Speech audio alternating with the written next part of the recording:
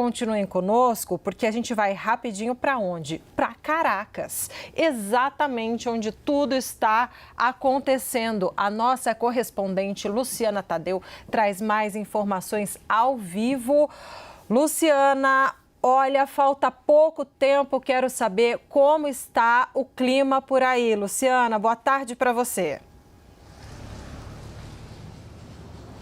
Oi, Débora, Yuri, boa tarde. Olha, já acabou, né, o período de campanha eleitoral, então muita tranquilidade nas ruas, tá um clima bastante pacífico aqui e eu estava escutando vocês falarem sobre essa questão dos migrantes, né, que é uma grande preocupação aqui. A própria líder opositora, Maria Corina Machado, quando o Brasil e a Colômbia tinham dito que não iam mandar observadores, antes mesmo dessa declaração do Maduro falando que o voto no Brasil não era auditável e gerando essa reação do Tribunal Superior Eleitoral que decidiu não mandar observadores para cá, Maria Corina estava falando que acompanhar essas eleições era uma questão de responsabilidade do Brasil e da Colômbia, justamente porque acabam sendo países muito afetados pela questão migratória em caso de instabilidade aqui. E olha, a instabilidade não é só econômica e política aqui na Venezuela. Conversando com alguns venezuelanos aqui, a gente sente que tem problemas estruturais que não se resolveram nos últimos anos.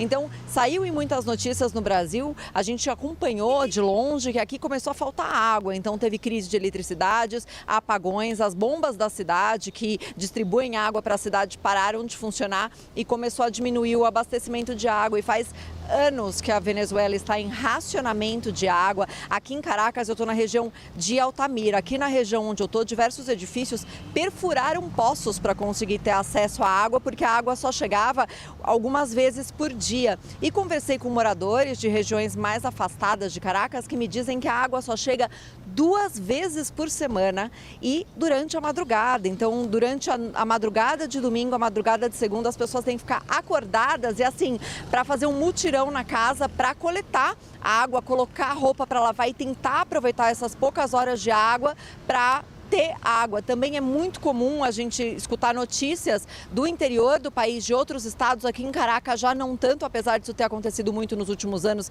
mas agora mais em outros estados da Venezuela, apagões. Isso ainda é uma realidade para muitos venezuelanos. Também dificuldade de conseguir gasolina em algumas cidades de outros estados. Aqui em Caracas algumas coisas já são mais solucionadas, mas ainda existem essas crises, principalmente nos estados que não são tão visíveis, né, para a grande imprensa, para as agências de notícia. Ainda tem realidades muito difíceis no interior da Venezuela. Esses migrantes que deixaram a Venezuela não foi só por aquele contexto super difícil que a gente conhecia do passado, de escassez de produtos de supermercado, de hiperinflação, daquele monte de moeda, de cédula circulando que as pessoas às vezes tinham que ir com mochila para pagar uma conta de restaurante, de tanto dinheiro que circulava. E começaram os apagões, deixaram de funcionar os cartões de crédito, então o dinheiro acabou sendo cada vez mais necessária, a questão do uso do dinheiro físico e até uma situação que saiu de controle, começou a faltar papel moeda, enfim, diversas realidades que a Venezuela atravessou,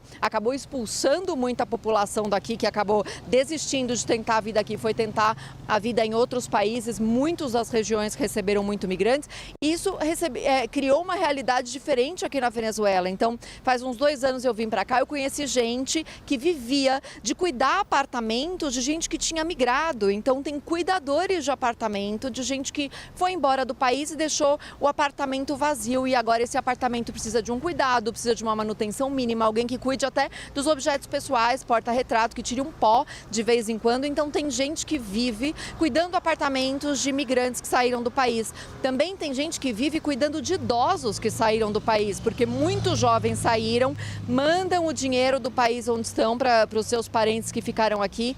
E muitos idosos acabaram sozinhos aqui na Venezuela. Então tem gente que cuida de idosos, que são familiares de imigrantes que deixaram no país. Então a Venezuela vive essa cicatriz, uma ferida aberta, na verdade, que às vezes ainda nem é cicatriz, de famílias separadas. Na coletiva de ontem, em que a líder opositora Maria Corina estava falando, ela disse que Ela conheceu eleitores idosos que só tinham conhecido os netos por WhatsApp, porque por causa dessa questão da migração nunca tinha tido um contato presencial com seus netos. Então essa é uma cicatriz da sociedade venezuelana e que, claro, dependendo do desfecho dessas eleições de domingo, existe muita preocupação de que possa haver uma nova onda migratória. A gente já tem os cálculos de mais de 7 milhões de migrantes que deixaram a Venezuela nesses últimos anos. Eu volto com vocês.